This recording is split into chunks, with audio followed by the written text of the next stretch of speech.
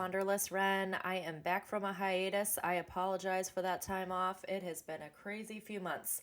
So I'm very excited to have you guys back. Welcome to Rants with Wren. This again, Wanderless Wren. I'm really happy to have you guys back. So we definitely have a lot of stuff to talk about. There's been a lot going on, a lot of new book launches that have happened over the past couple months. And I want to talk first and foremost about the newest one that launched about 2 days ago. It's called Beyond the Safari. It is a tour guide, travel guide for Kenya, Africa. And this book has been the most exciting, probably the biggest project that I've ever worked on. And I'm very excited to share this with you guys because I think it's super important that everyone gets to kind of experience Kenya in a very unique way. Now, when I first signed up with a friend of mine, I went on a tour with one of my coworkers who does all sorts of travel tours and things like that for various countries around the world. But the one that stuck out to me at the time was Kenya. I'm one of those people, one of my biggest bucket list items is traveling to all seven continents before I die. And I know that that's kind of a big one, but being a flight attendant, obviously there's a lot of benefits to being able to do that as far as, saving cost and things like that. It's not going to cost me as much money as it would a normal person who doesn't have the perks of flying for free and things like that. So with all that being said, I reached out to her. I was like, hey, I want to do this Kenya tour with you. And I will be very honest with you. When I first booked the tour, it was all about, cool, we're going to go see cheetahs and lions and we're going to do the safari and it's going to be awesome. And, your typical American tour guide, like you just want to go see a new place, see the things that it's known for, the big five, the animals, things like that, the safari. People think of Africa, they think of safari. That's about it. Like that's the main thing that you think of. And so for me, that's the mindset that I went into with it. And obviously wanting to be safe and protected, they've got a lot of different diseases there with the mosquitoes and things like that. So for me, it was all about preparing for that. I didn't really expect that this entire trip was going to completely change my life. Now, I first want to say that I did dedicate this book to the people that I went on this trip with. So it was Victoria, Ashley, Karen, Kelsey, and Lynn. That was my group. And then we had a fabulous driver who obviously is a Kenya resident, David. So that shout out to all of them.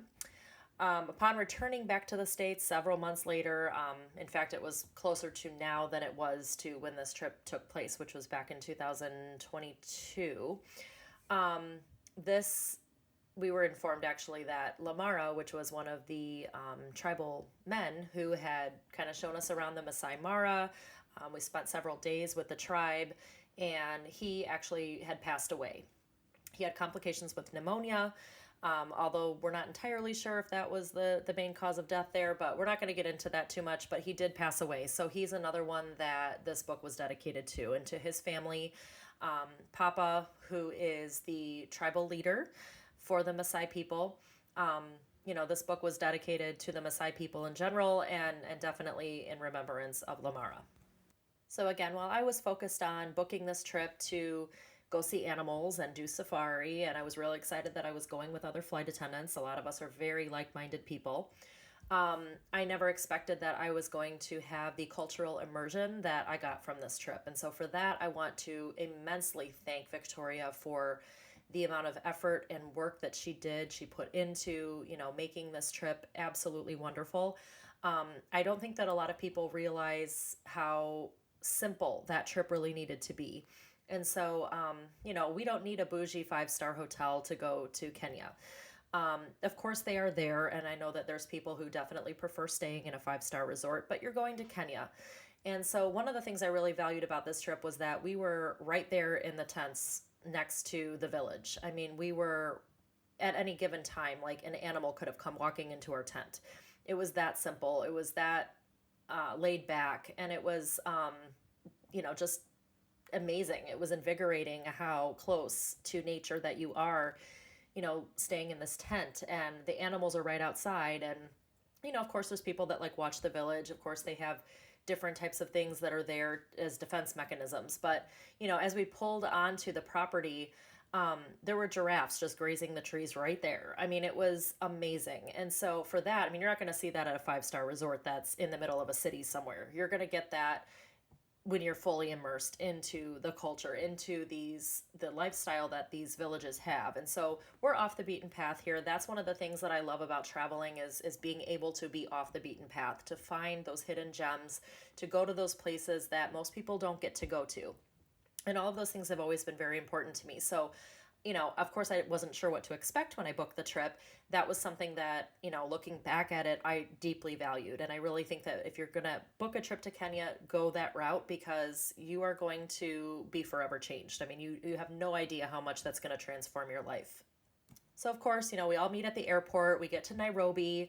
Um, we set off. I mean, the first day we were in the city of Nairobi, we were kind of waiting for everybody to arrive, and so that was a really fun experience. Just being able to go and try some different foods. Ashley and I traveled together, so we went out and we did some food walking tours. We met some really great people.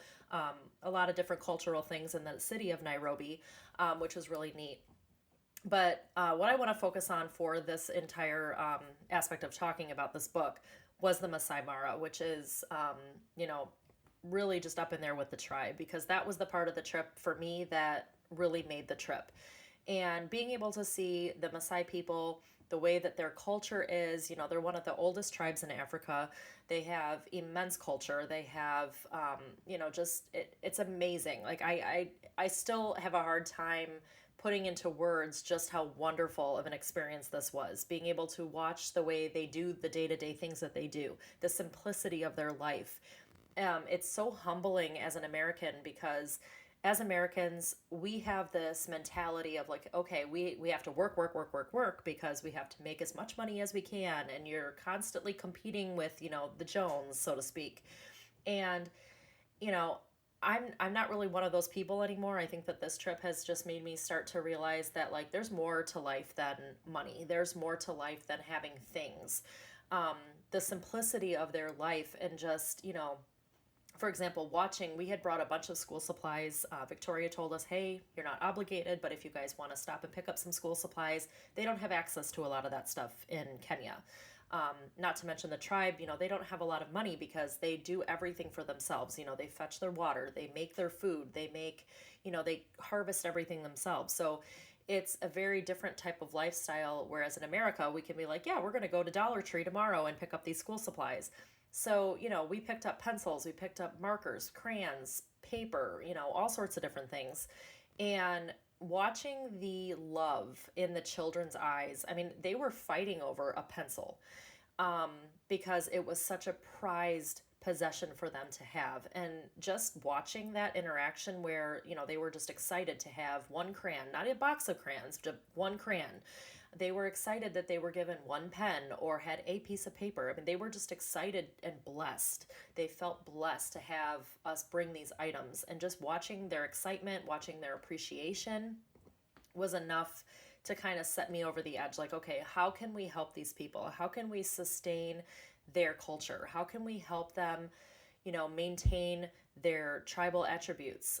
Because that's the main thing here, is that, with the evolution of the way things are going in this world, and everything costing more and more money every single day, they're forced to kind of change as well and to evolve as well. But then you're taking away from what their tribe stands for. You're taking away their culture. You're taking away the things that they value. And that's kind of the whole point of this book. I remember asking Victoria, because there was a bunch of women. The women like to collect the water. And there's not really a big water source near the village where they live. So they have to go and get it. So they have, the big buckets, and, you see them kind of carrying them on their head, or two of them will be carrying a bigger one or whatever. But I was like, why don't they get a golf cart and like drive it over there? And she just kind of laughed at me. And looking back at it, it was like, that was a somewhat naive question. But I think it's a question most Americans would ask. Like, hey, you could get a truck or something that's going to haul all these buckets of water and you're done in one go, instead of walking back and forth all day with these buckets on your head. And it's one of those things where that is where the culture comes in. These are the values that they have. They value the hard work. They value going and getting these items for their tribe. Women are expected to bring the water. The men are expected to bring, the food, the cattle. They move the cattle to the water so that they can drink. And being able to kind of see these things firsthand, and witnessing it, you're like, okay, this is what they want to do. This is the life that they're choosing to have. And being able to protect their culture, I think, and just raising awareness to how their culture is and the way that they operate and the things that they value is very, very important. And so that's kind of the purpose of this book, because not only did I want to put out, obviously, another travel guide. I love putting out travel guides. You guys know I submit them all the time. I always have some new content for you. But this one took a long time because it was more personal. The pictures that are used in the book, many of them were from Victoria. She does a lot of photography as well. So, there was a lot of her pictures that were featured in the book, as well as some personal pictures that I took while, we were on this trip. So the imagery and everything, from, that to some of the stories that were told throughout the book, a lot of those things were very personal. They were things I personally witnessed. They were experiences that I personally witnessed. I made sure that the things that I put into the book were valid, that they were actually what's happening. The way that the tribe does their cultural ceremonies, for example, I made sure that all of that information was accurate, because although we got to witness some of the ceremonies, we didn't see them all. So I wanted to make sure that all this content was legit, that it was real, that I'm bringing you guys raw material from a perspective that is just different than somebody saying, hey, I'm going to write a book about Kenya, and hey, you should go on this safari and you should go see these animals, because that's what they're going to talk about. And, yes, I did feature some of the safaris that we did, because the safaris were amazing. I'm not trying to belittle that at all. They were great. They were phenomenal. And I think that our group really made that trip what it was. It was amazing. Um, and being able to, share that with the people that I did, we made it a really good time. We had fun, even when it was raining and we had to put the top on the truck. We made it fun, and none of us complained. We all just kind of flowed together. We were like, just do what you got to do. Let's, have fun. Let's make it fun. And being able to experience that with people who also saw the value here was super important, because Victoria is a person who, she goes to Kenya often. She goes, I think, twice a year usually. And, she does her tours, and my book also has links. You can book a tour with her if you're interested. She does, usually does them, I think, twice a year. Don't hold me to that. That might be changing. But definitely, reach out to her if you're interested in going to Kenya, because she knows what she's talking about. She knows the people. She knows, the tribe. She knows where to take you, where to see the animals.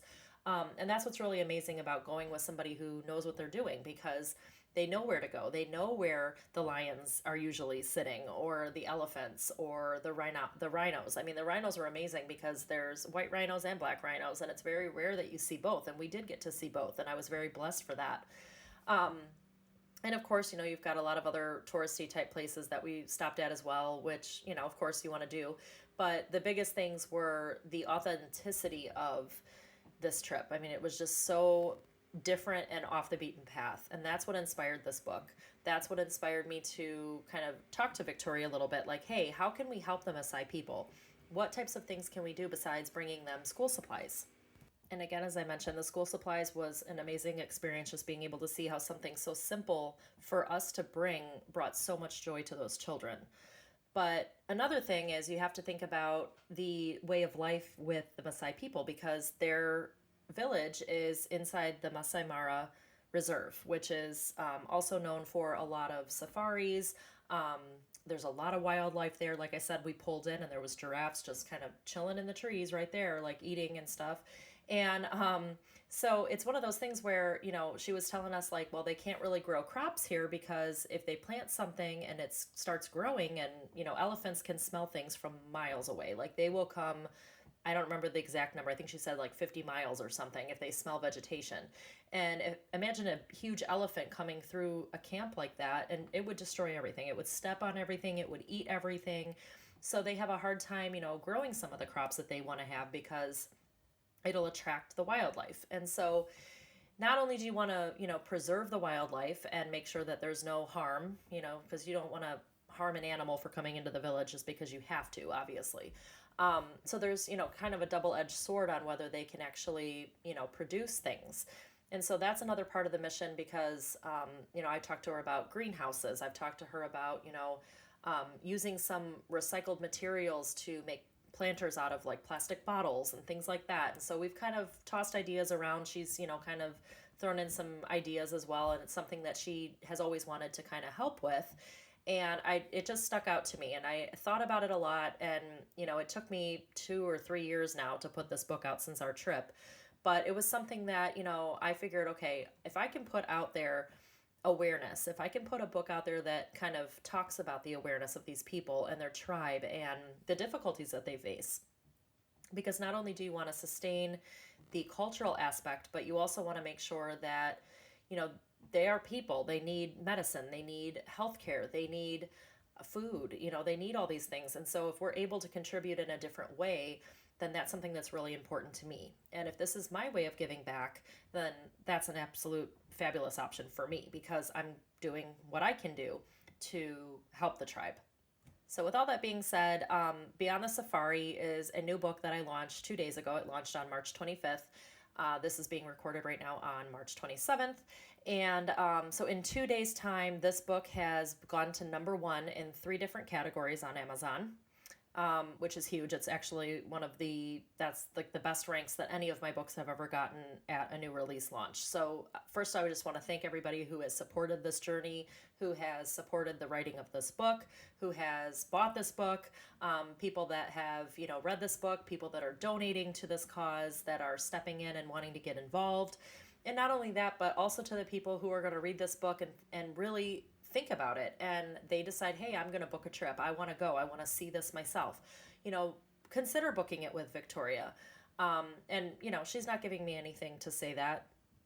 But I had a great experience with it, and I think that you guys would really value from just an amazing, immense experience. So that's all I'm going to say with that. But 50% of the book profits for this book are going to go directly to the Masai people.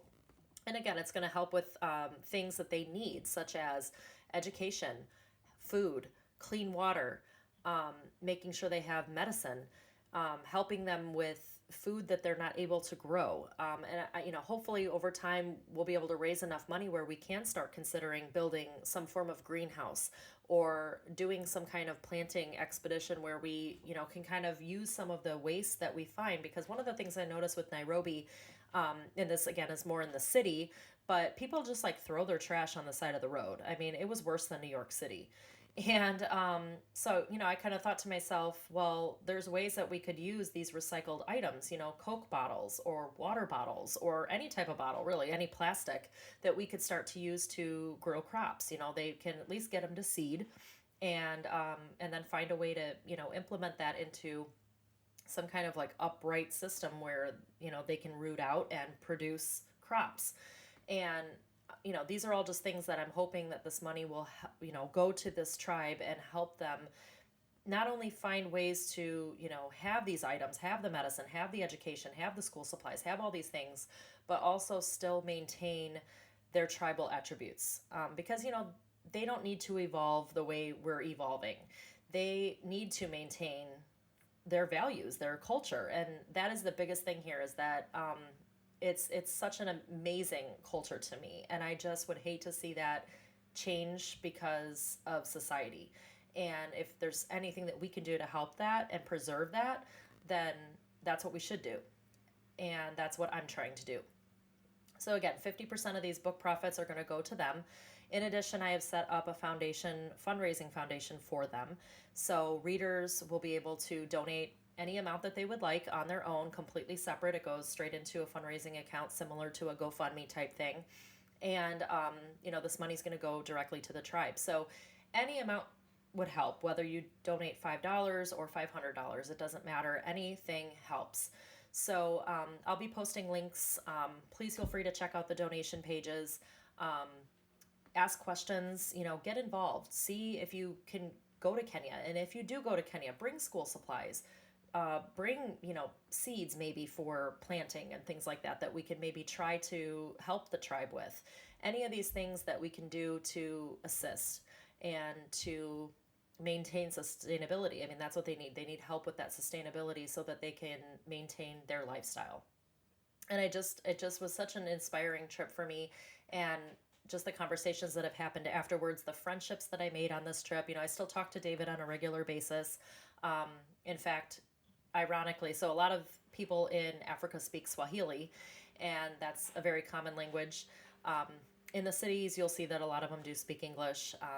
And David, on the other hand, he did speak excellent English, but he also spoke Spanish. And I also speak Spanish. So I was able to kind of talk to him more in Spanish, and we had a lot of fun with that. And so even after the trip, we were talking about taking English and Spanish lessons. And, it was just a very interesting place to meet somebody that speaks Spanish. So, you're never going to know what you're going to find when you travel. And that's one of the greatest things about traveling. That's why I love doing my travel guides, because although most of the places I've done travel guides for, I have personally been to, there's also a few of them that I have not. So, Explore Thailand was one of those. I've never been to Thailand.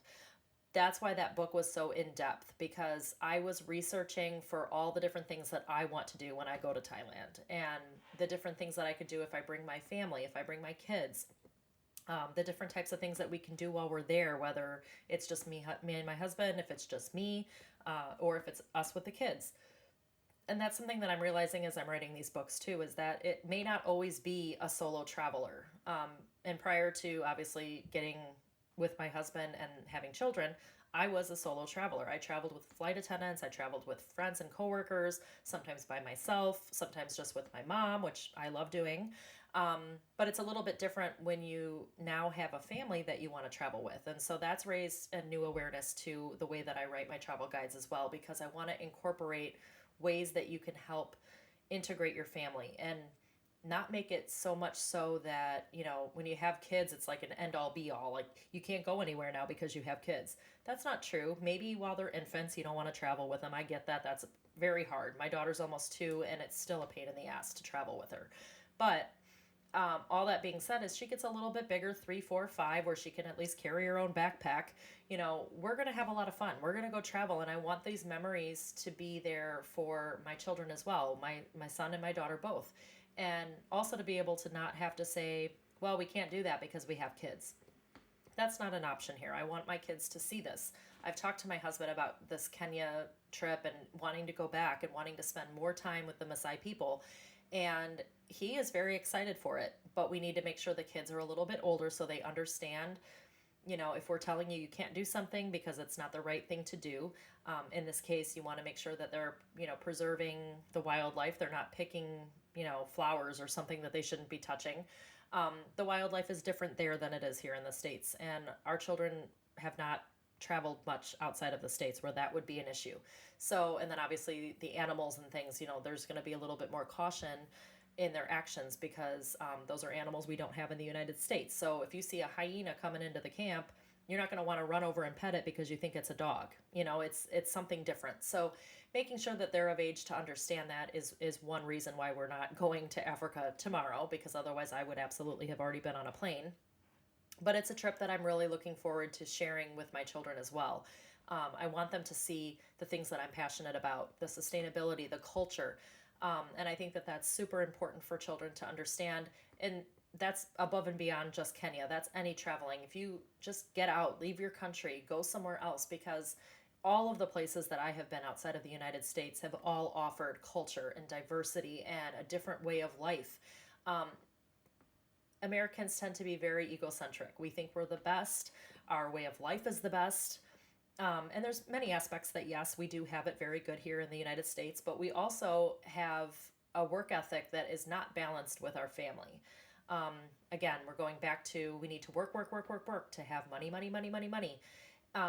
And, other countries, let's take France, Spain, Italy, for example, they have a very different lifestyle. They take their breaks for like 2 or 3 hours in the middle of the day where they go home and spend time with their family. The kids are home from school. They have family time, quality time. We don't do that here in the United States. And so that's something that I want my kids to see. I want to, in my books, I want to be able to bring that to light, is that, yes, we have some really great things here in America, but our way of life may not always be the best. So it would be better to learn how to learn from each other's cultures and travel and learn new ways of doing things, so there's not just a one end all be all for everything in life. So we'll transition at this point, because I think we're kind of at a good point to make the transition. Another book that I put out recently is called Empowered Parenting.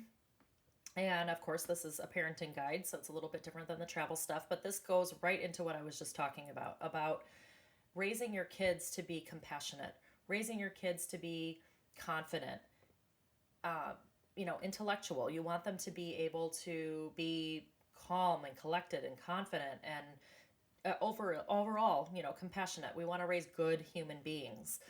And so this book, Emotional Parenting, is all about mastering emotional intelligence. And it's not just emotional intelligence of understanding your children, but finding ways to connect with them and making sure that, you're taking time every day to truly listen to your child. Obviously, I'm a new parent. Again, my daughter is 20 months old. She's almost two. And my stepson, I met him, I was in his life when he was about 4 years old. So it's been about 3 years with him, but he was a little bit bigger. So learning, to watch how my daughter is growing up because we're shaping the way she's going to be for the rest of her life. And she is sassy. I'm going to tell you right now, she is sassy. Don't know where she gets that from. Wink, wink. But that aside, my stepson is a phenomenal child. He really, really is. He is so smart. He is compassionate. He is interested. He loves to learn new things. He is an explorer, just like his father. And I love the fact that he's around my daughter and she's going to see those values too. So everything comes back to the way that you raise your kids, what you expose them to. And the exposure is such a big thing here because, like I said, when we're coming back talking about culture and values, if you don't expose your kids to different things, they don't learn anything new. They're just going to think that whatever their environment is the end all be all. And that's not the case. I'm not saying you have to go take these elaborate vacations every year and show your kids all this amazing stuff. It would be great. Let's face it, we don't always have the money to do that, or the time, or they can't be out of school, or it doesn't work with work schedules. Like, there's always something that can happen, right? But making sure that you take the time to at least listen to your child, and I mean truly listen. We're not just shaking our head, nodding, waiting for our turn to talk. That is a big part of what this book is about, is truly listening. And listening skills is hard for adults because we think that our opinion is what matters most. But that's not the case. You really need to listen to the other person. And in this case, if it's your child, sit down and really try to connect. Make sure that you're trying to understand why they feel a certain way, why they're thinking a certain way, and that those feelings are valid. That's the big thing. It's not wrong for them to be angry or sad about something going on. You just need to understand, why does it make you feel that way? What can we do to fix it if it's a negative emotion? And working through and problem solving with your child is detrimental. I mean, it's how they're going to learn to be more emotionally intelligent as they grow older. So that way, if you're instilling these values at a young age, by the time they're teenagers and then early adulthood, going through college, getting that first job, whatever it might be there for their early adulthood, you're instilling these values at a young age so that later in life, they're going to make emotionally intelligent decisions. They're going to choose the right partner to spend their life with. They're going to, go to college and make a decision for themselves. And I'm not saying that these have to be exactly the outcome here, because let's face it, some people don't go to college. Some people don't get married. That's not the point. The point is that they're going to make a decision based on what they think is correct for them. And them understanding their feelings, children understanding their feelings, understanding that there's validity in their feelings, in their thoughts, and being able to express those things, being able to come to you as a parent and say, hey, this is how I'm feeling, this is, what I'm thinking, knowing that you're not going to scold them for feeling that way or thinking that way, but yet take the time to understand why.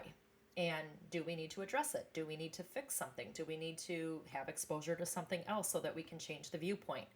And being emotionally intelligent yourself as a parent is going to aid in that as well. So that's what this book is all about. Again, it's called Emotional Intelligence, Empowered Parenting for Emotional Intelligence, and Mastering Emotional Intelligence to Raise Confident, Calm, and Compassionate Kids. So this is another book that's available on Amazon. It's been doing very well as well, rank-wise and things like that. But I don't have a PhD in psychology, so obviously the book doesn't do as well because of that credential. But again, as I'm kind of going through things in my life, I like to write books about things that I'm researching, because if it's going to help me to get all of the information into one place, because anybody could find things on the internet, anybody could read a snippet here from a doctor or a snippet there, or hear something from this person or that person, but having a bunch of different information that's compiled into one place, I find to be very, very like beneficial for me. I like to have a bunch of research in one spot. I don't want to dig up 20 different websites or have to sift through credentials or have to sift through all these different things. Instead, I like to get all my information that I can, put it into one spot for you guys when I put out a new book, something that's going to benefit you in one spot. And emotional intelligence is one of the things that I think a lot of, especially new parents, are trying to master so that they're raising these children to be brought up the right way. And so this was a topic that I thought, okay, obviously I need this information for myself because I want to make sure that I'm being the best parent that I can be to raise the best children that I can raise. I want them to be, humanitarian style humans when they're older. I think that's kind of the dream that all parents have for their kids. You want more and better than what you ever had. And it's not saying that you had something bad. You just want to make sure that you're passing on those values, that you're instilling those values so that one day when they have children of their own, they're going to do the same. So those good role models and things like that. And all that being said, that's kind of why I do my books the way I do. Earlier today, I completed an author interview with All Author, who I do all sorts of different collaborations with. If you're familiar with that website, you'll be able to check it out. That interview should go live probably in the next week or so, maybe 2 weeks. I'm not sure exactly when they're going to run it. But they asked me a very interesting question today.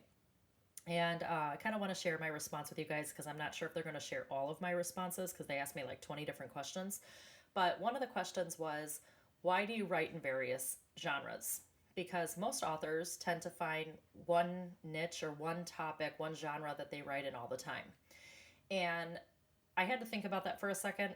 And honestly, my response was, I enjoy a lot of different things. I put passion into the work that I put out. So, for example, obviously I love to travel. I'm a flight attendant. I know a lot about traveling.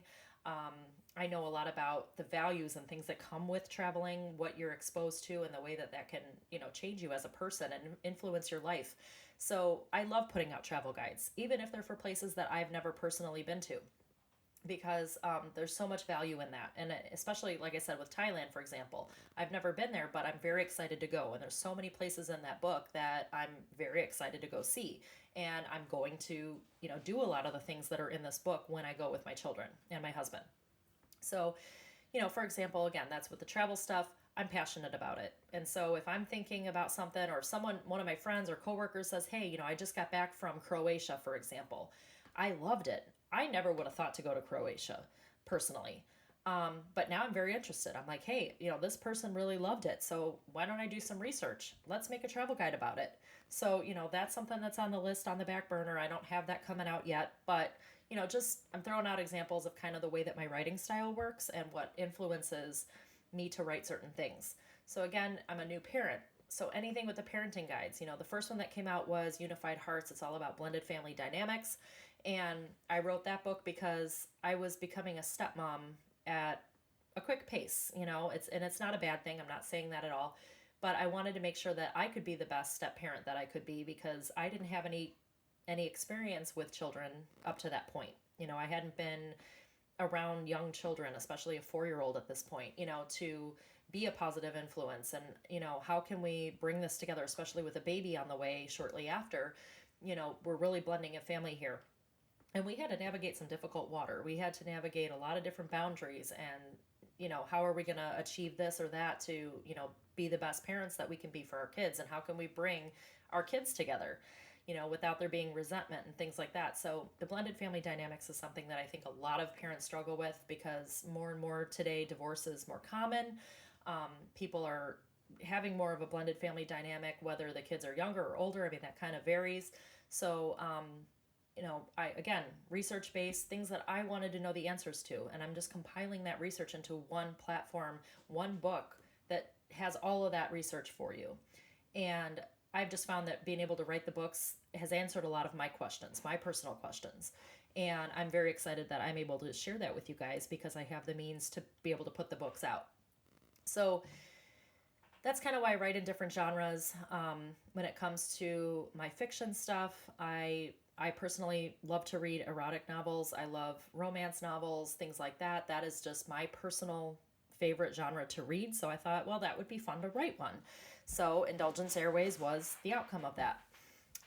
And my coworkers have given me so many ideas for future books in that genre. So, it's become kind of fun to be able to discuss this, with my family, with my friends, with my husband, and also now with my coworkers, because that's another thing, everybody at work knows that I write different types of books, and they ask me questions all the time, like, hey, what are you working on? And they'll give me ideas. They'll give me ideas for the podcast.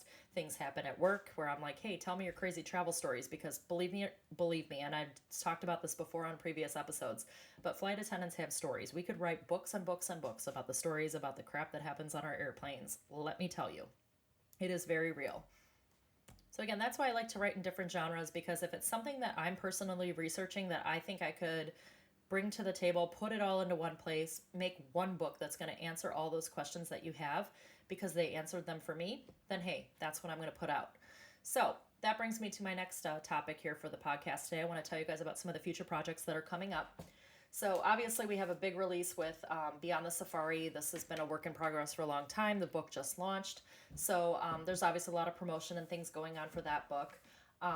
But I'm very excited that you guys took the time to listen to the podcast today in that aspect, because I'm hoping, again, that more people will book safari trips and take some time to go to the Masai Mara. So this is going to be an ongoing project for me to promote this fundraiser, to raise awareness, things like that. So that's a big project. I also have 2 books that are being written right now. So the first one is done. I'm waiting on the cover work to be done, and I was hoping to launch this book on April 8th. I'm not sure if we're still going to meet that deadline, because I'm still working with the cover artist to get the book cover together. But the book itself is written, and that's going to bring me to the next topic. So this book is called Cluck Yeah, Beginner's Guide to Owning Chickens. And we're very excited to announce that my husband and I are getting chickens. So we live in a rural area. We are not on a farm. We have neighbors. We have a fenced-in backyard that connects to 5 other houses in the back. Kind of your traditional, I wouldn't say cookie cutter neighborhood, because thank God we didn't end up in one of those. No offense to those who do live in them, but that wasn't my style. So we have a little bit more yard, but again, our backyards are all still connected with a fence. We don't have acres and acres of property like most farms do. So we're talking backyard chicken owning. And this book is, again, a compilation of research, because I know absolutely nothing about owning chickens. I've had to reach out to a couple of my friends that have chickens. I have a coworker that is married to another coworker, so technically 2 coworkers that they together own chickens. And they have given me so much information about, especially like I reside in Florida, so making sure that the chickens have, that I'm getting the correct breed for the temperature and things, because obviously in Florida it gets really hot. And then we have some cooler months where it's, not cold, but it's definitely cooler. So making sure that we're getting chickens that are able to deal with that temperature change. I don't want, skittish type breeds and things like that. So there was a lot of research that went into this book just on breeds, but also, how to create the proper coop for your chickens. How big does it need to be? How many chickens are you going to have?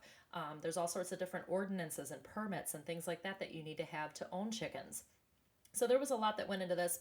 Originally, this idea started when some of my neighbors and I were talking about the cost of eggs going up. Currently, again, it's March 27th, 2025. Eggs, I think I bought a thing of eggs last week, 12 pack of eggs, a dozen, was $5.27. And we're just talking a standard batch of eggs. We're not talking specialty eggs or brown eggs or whatever. Or organic. They weren't even organic. Like, they're just a standard 12 dozen, or 1 dozen, sorry, of eggs. $5.27. $5.27. That's insane. I remember when those used to be like 99 cents for a dozen. I mean, it's crazy. And obviously, again, things with inflation are going up. Everything's changing. But my neighbors and I decided, hey, we could get chickens. We could do this. We'll have farm fresh eggs. Well, I know personally, because my friend Stephanie has a farm and they've always got farm fresh eggs. The taste of farm fresh eggs is so much better. If you have never had farm fresh eggs, you need to find a farm near you, go and buy some eggs from them, because I'm going to tell you right now, the quality is so different.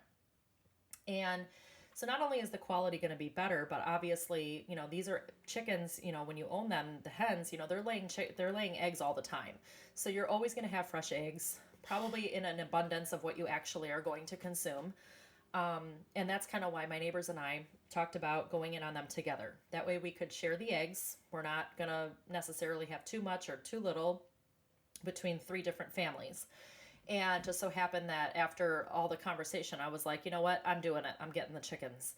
So that book is going to be dedicated to two of my neighbors, the wives in the household. So Nissa and Jay, shout out to you guys.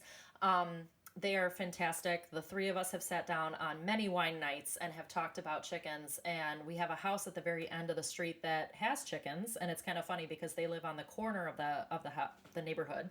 So when you kind of round the corner, the chickens like to sit up in the tree. And it catches you off guard at first because the very first time I saw them, I didn't even know they owned chickens. And we turned the corner and I was like, oh my God, there's like a weird bird in the tree. And it was a chicken. And they just chill up in the tree. And I'm like, that's weird that they don't like fly over the fence and try to escape, but they know that they're being taken care of. And so one of the things that my coworker was telling me about chickens is like, oh yeah, they're like dogs. They'll follow you around. You name them. They'll come to you when you call their name. Like they're very smart. They're like dogs. So I got even more excited about that, especially with having children, because, my kids are very excited. My daughter obviously doesn't really understand what's happening, but my son is so excited about getting these chickens. And I want to make sure that when we bring the chickens home, that he will be able to be a part of that experience and be able to, help out with the process of taking care of the chickens and, what we need to do to maintain the chickens. Now we're getting chicks, we're getting day-old chicks, so it's totally different ball game than getting, a standard, let's say 24 to 30 week old chicken that's pretty much going to start laying eggs right now. It takes them about 24 to 30 weeks to become egg layers. And so prior to that, when they're chicks, you got to wait till they have all their feathers to be able to put them outside in a chicken coop. So you have to have very, temperature controlled settings for them and make sure that they're, protected from, like, I've got cats, I've got dogs, I've got all sorts of things. So there's all sorts of different measures that are coming into this that I need to put into place to be able to bring these chicks home. I can't just go to the store and pick up chicks. So that's something that this book has kind of brought to light, because obviously, again, I've never owned chickens. I've never lived on a farm. I don't know anything about farm type animals. So this book was all about the research of that. How are we going to, bring these chicks home and then keep them alive so that they are egg laying hens and so that they do become part of our family, that they are, safe, they're healthy, they're producing, the eggs. And then I obviously want to make sure that, we're able to give them to our neighbors and, have a lifelong chick house, if you want to call it that. So this book is super exciting because I did a very unique way of writing this book, because obviously, again, I'm doing research, so I'm bringing you guys a book where all this other research is accompanied into one place. And what's really great about it is I made it very humorous. So again, that's why it's called Cluck Yeah, Beginner's Guide to Owning Chickens. And I thought it was hilarious, the title that I came up with. I think it's great. But I also, just the verbiage that's throughout the book, it's educational, it's informative, it's, there's a bunch of references and resources and things in this book, but it's also interesting. It makes it fun to read it. It makes it inspiring for somebody who lives in a regular neighborhood to think, well, hey, I could do that. I could get backyard chickens. They don't need as much space as you think they're going to take up. So anybody can do this. But again, you need to look into your local ordinances and things like that. Like I have to get a permit to have chickens. We can only have 4, no roosters. So there's some strict things about owning backyard chickens as well. And that's kind of what the book goes over. It doesn't really list out specific area-based ordinances because you got to check with your county, with your HOA if you have one. I mean, there's a bunch of different things that you got to look into that are going to be personal to where you reside. But it can be done. It can be done by anybody, probably not an apartment, but anybody who has a house with a yard, you could absolutely do this. So that's another book that's coming out that I'm super excited about. Again, we're hoping to launch this book on April 8th, so keep an eye out for it. Check my website. I'm sure I'll talk about it on the next podcast, but it's a book that's coming, which is very exciting. The other book that I'm working on right now is called Trailblazing America's Beauty, and this book is going to be all about America's national parks, kind of the hidden gems of the national parks, most of us know what most of the international or the national parks are. You think of the Grand Canyon, Acadia, um, Denali. You think of these parks and you're like, oh yeah, I know what that is, and I've heard about it before. But the thing is, most people don't know what each park is actually like. What are the hidden gems there? What are the most discrete parks in the United States? I mean, I will tell you right now that as I was writing this book, I was sharing all this information with my husband because he was working from home that day. And we had a blast learning about all these different parks because there were several of these parks that I had never heard of before that just have these really unique features and things about them that makes me really want to go check out all these parks. And although I've always been interested in parks, I've always, checked out national parks and things like that. I've been to the Grand Canyon several times. But there's, hidden gems within them that most people don't know about. So I love being able to kind of dig a little further, find, what is the most secluded spot of the Grand Canyon? Is it accessible by walking or car? Like different ways that you can get to these locations. There's a remote island that you can do wilderness camping. It's a pack in, pack out type place. It's up in the UP in the United States. It's called Isle Royale National Park. You have to canoe yourself with like all your utensils, your gear, your tent, all that stuff out to this island. And then you got to like fend for yourself. There's no food on the island. There's no garbage cans on the island. They have wolves on this island. It's like, I've always said that my husband's the kind of guy where I could like drop him off in the Amazon with nothing and he would survive. I call him MacGyver. Like he is that guy. So when I saw this park, I instantly was like, this is his jam. So I wrote the whole chapter. I did all the research, found out how you get there, found all the things about it, what to look out for, what to watch for, what to prepare for, that type of thing.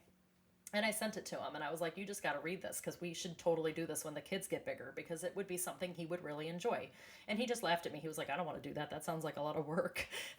But again, writing these books and learning so much about all these different places, even now within our own country, that's kind of why I wanted to do something that was based in the United States. I'm obviously American. I've lived here my whole life. I've been to 49 out of our 50 states. But one of the greatest things about this book is that it's something that I'm very interested in exploring. So again, there was research there. There was putting it all into one place for you guys and bringing you guys something really wonderful and still giving you the hidden gems and the off the beaten path type thing that I like to present in my books. And it gives you some budget friendly advice and ways to make the trips doable. It gives you hiking recommendations and gear recommendations and things that you should pack for each type of event or seasons and things like that. So this book is amazing. It's written. We're in the editing phase right now. I've got to put pictures in it. So there's still a lot of work that has to be done with this book. It doesn't yet have a launch date, but the content is all done. The research itself is done. So I'm very excited about that book. I think that it's going to be amazing for anybody who loves national parks. If you like hiking, if you like kayaking, if you like camping, if you like just being outdoors with nature, this is going to be a book for you. And it's going to contain all the national parks. So you'll be able to pick and choose. If you don't like California, then don't go to Joshua Tree. If you want to stick to Florida, we've got like 3 or 4 national parks here in Florida. It's really amazing, and I'm just really excited to bring something that's a little bit different, off the beaten path again, to people who maybe like road trips instead of going overseas. So this is going to be something for that different crowd, and also for Americans who maybe didn't realize that they have a national park in their backyard. I mean, there's several of them. So I'm really excited to share that with you guys. And again, when I have a little bit more of a date as far as when that'll be launched, I will let you know. But definitely keep an eye out for that because it's really exciting and it's coming. Some of the things that have not yet started that are in the works, I am doing a travel guide on the polar region. So we're going to talk about Antarctica, the Arctic circles, all that polar region stuff. So again, that book is not started yet, but that's in the works. That's coming. And then some of the other things I want to work on, best places to honeymoon. So some of America, well, not America's, but the world's most romantic countries. So there's going to be a book about that, which is really exciting. So that one's kind of in the research phase right now as far as places people like to go for romance, romantic getaways, things like that. So it doesn't necessarily have to be honeymoon, but definitely on the romance spectrum. So that's another one that's in the works. Again, I've got new stuff coming all the time, so I'm really excited for it. I'm going to try to be a little more consistent with this podcast. Again, I apologize for the hiatus. We've just had a lot going on, a lot of traveling. Then we had the holidays, and I should have put something out there like, hey, we're taking a break here. But I want to get back on track. I don't think that a weekly podcast is necessary anymore. I've been kind of toying with that idea too. I think maybe bi-weekly or even once a month, just putting out a new podcast that's going to talk about content, where we're at, what's being released, what has been released, what's in the works, giving you guys those updates, bringing you guys, that behind the scenes look at why I wrote this book, what this book is about, what we can do, to feature things. And as always, I love to hear your feedback. I love to hear, places that you guys want to travel to. Is there a place you want me to write a guidebook for you? I'll do all the research for you because more than likely I'm going to want to take that trip too. So keep them coming. Let me know your thoughts. Let me know what where you're at. For those of you guys who are interested in this chicken book, let me know, hey, I would want to own chickens because I want to know who would love to own chickens, because who wouldn't want to own chickens, right? So let me know. I love, hearing your feedback. Book ideas that you're interested in. If there's things that you want research that you don't want to do the research for, that you would love to see a book out about, let me know, because I'm always open to new suggestions. But that's about all I have for you guys today. I again want to thank you for your time and patience with the hiatus there. We're going to try to get back on track. And again, thank you guys for listening to Rants with Wren. I really am excited about the content that's coming for you guys, and I hope that you will enjoy it. Again, check out the website. The website's got links for the Masai Mara, the fundraiser. Definitely check out Beyond the Safari. It's a fantastic book. Journey Through Greece was also launched, so if you're interested in Greece, that's another book that was launched since the last podcast was out. And then, of course, Empowered Parenting for those of you who need a little bit of help raising those emotional, intelligent children, because we definitely want to do that. Check out the books, because I really try to give you guys some quality stuff, and I hope that you enjoy it. Again, give me your feedback. I love to hear it, and we'll see you next time.